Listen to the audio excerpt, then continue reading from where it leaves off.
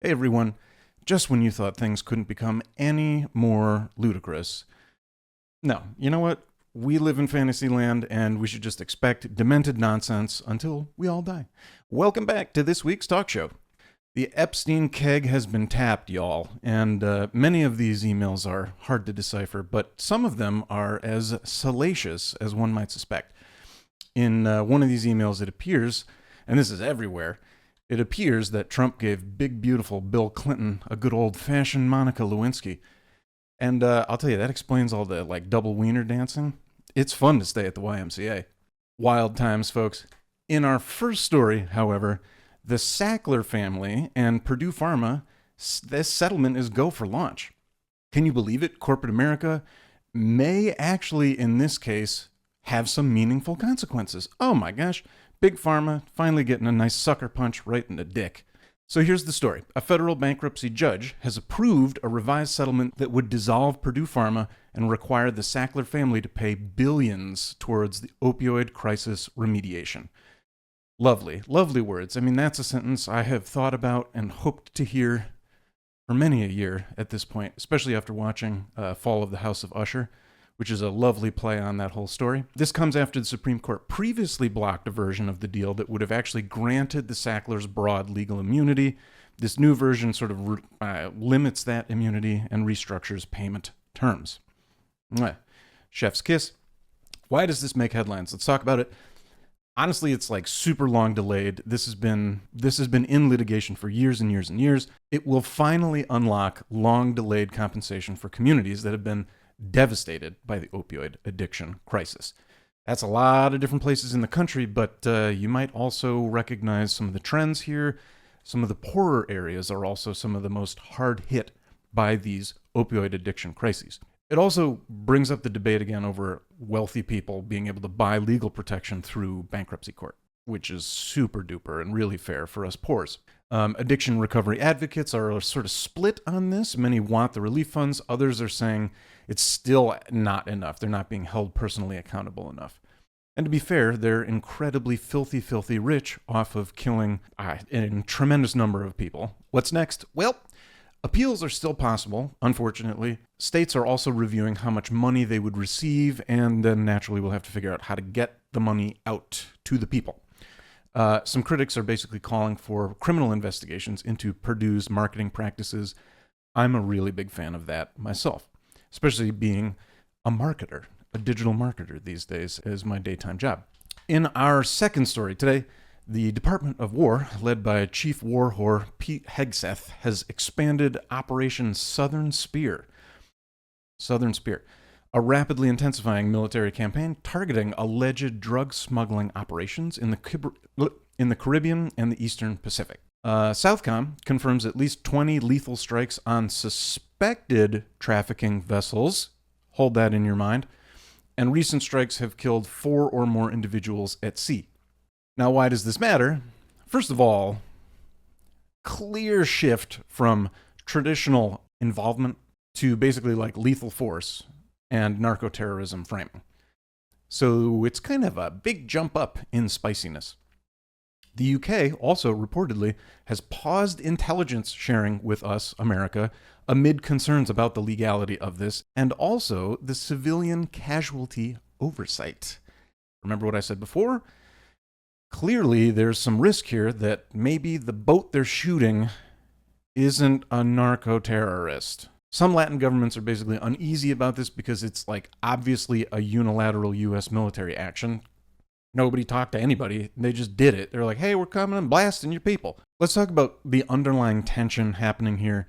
During the Biden era, the approach was focused on joint policy and surveillance. This new approach is basically bang, bang, shooty, shooty, ask questions later, who gives a crap? And it certainly raises questions about sovereignty, proportionality, long-term escalation, big words that mean things are heating up pretty quickly. So anyways, I started blasting, and that's the energy that gives me. I guess America just woke up one morning and was like, what if we took the drug war and stick with me now. Stick with me. What if we made it Fast and Furious 12 Coast Guard Drift? Eh? And honestly, the naming conventions for Southern Spear, I mean, I would love to have been a fly on the wall during that meeting. How about Operation Walter Matthau? No? Operation Flaming Gauntlet? No, that's terrible. How about Operation Punch the Ocean? No, come on. No. Something about throwing spears to the south? Operation Southern Spear. And everybody is just too tired to argue, I guess. Plus, let's be honest, the real Operation Southern Spear was the Hummer that Trump gave Bubba. Whoa! Next on the list, this one is a ringer for me. I couldn't help but have to talk about this. There was an interview with Trump on Fox this past week, and MAGA threw a big old fit afterwards, and that's partly because the world got a clear, fresh reminder of how incredibly moronic the Commandant-in-Chief is. A few broad hits include: he dismissed concerns about the cost of living and inflation by calling them a con job by the Democrats. Masterfully said. He said costs are way down at a time when we're all worried about affordability, and costs are not way down. Everything is up. Gas is up. Groceries are up. Everything is up. Also contradicted significantly by him pulling back on tariffs on many grocery-related items in an attempt to bring down groceries, like literally contradicting himself moments later. I don't know if you heard about this wild new mortgage product. The 50-year mortgage is nonsense. So anyway, he brushed off worries about this, saying it's not even a big deal. You go from 40 years to 50.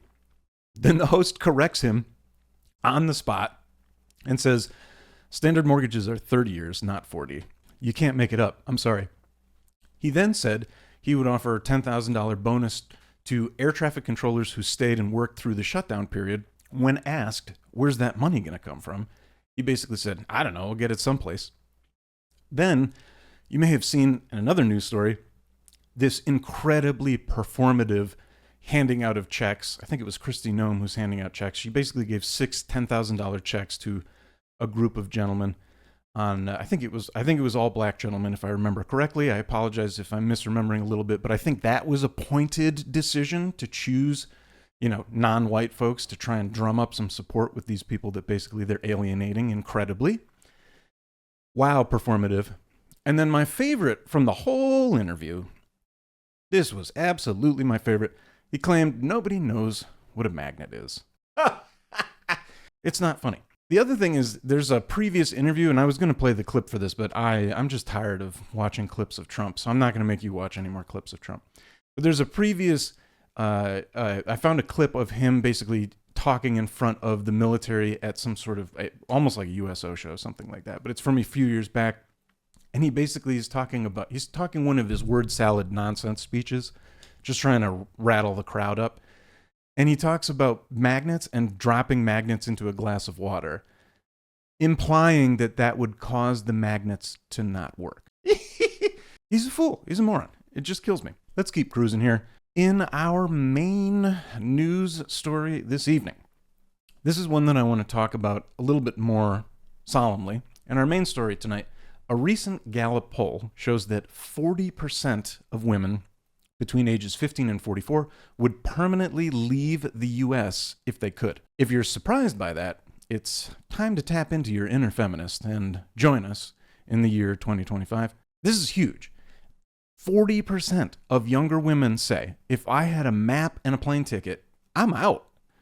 That's not like homesickness, like that's a civic emergency, okay? The comparison is that only 19% of men in the same age group said the same thing. Okay, so that's a 21 percentage point gap. That's huge. And it's also the largest that the poll has ever recorded for this question. The nice thing about Gallup polls is that they keep track of the year-over-year numbers. So you can see as far back as they started asking the question. So since the last time they asked that question, you're seeing a tremendous swing. So that gender gap here isn't just 20 points. It's basically a flashing neon sign, gentlemen, that something is broken in the way a country treats its young women.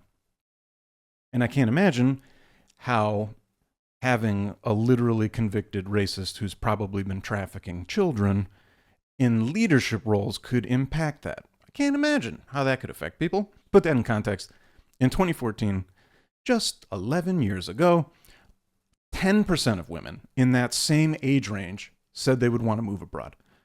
So the 40% figure represents a 4x increase, a fourfold growth over about a decade. That is insane. And that's not something that we can ignore. Okay. Pollsters also, though, caution that there is a difference between saying they'd like to move as opposed to doing it in reality. So there's not a one-to-one connection between the aspiration to move and the intent or the behavior. Okay, so before you immediately panic, I'm not trying to incite a riot. We're not like immediately seeing 40% of women in America imminently packing their bags and leaving. They're just saying that they want to. Okay, here's the thing. There are a lot of factors as to why this could be happening, and I think it's important that we at least bring some of them up to the top, because we have short memories as Americans, right? You know, distraction devices in our pockets, excess capitalism in our faces everywhere, the media basically pretending that everyone's a millionaire. So let's talk about some of these overlapping factors that are creating this environment in which younger women show this elevated level of dissatisfaction or that they want to leave. Number one, institutional confidence. Gallup's data basically shows that confidence among younger women, 15 to 44, remember that age bracket, their confidence in U.S. institutions has dropped sharply.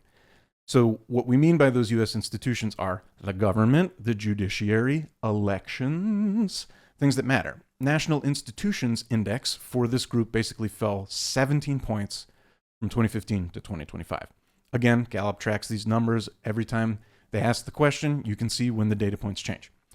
Women in this cohort appear to be more likely to say they disapprove of the country's leadership. Hopefully you're not surprised by that.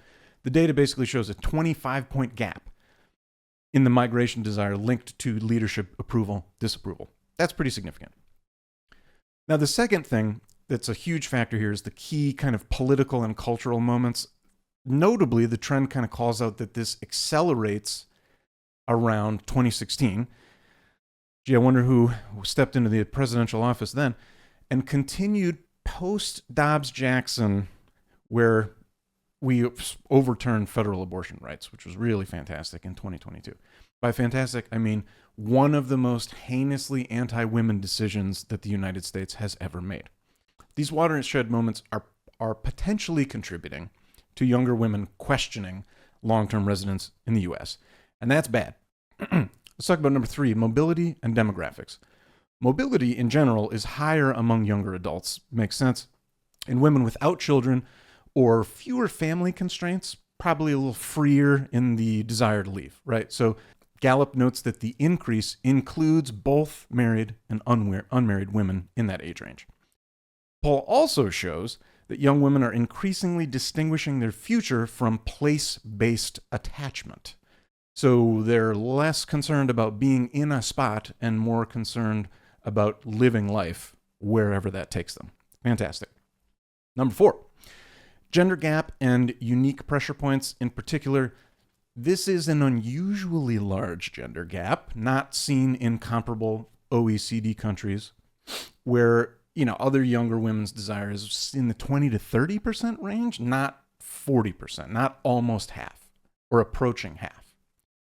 This also suggests that in the U.S., younger women basically feel that we're not delivering on promises of gender equity, reproductive autonomy, big deal, career opportunity, civic stability.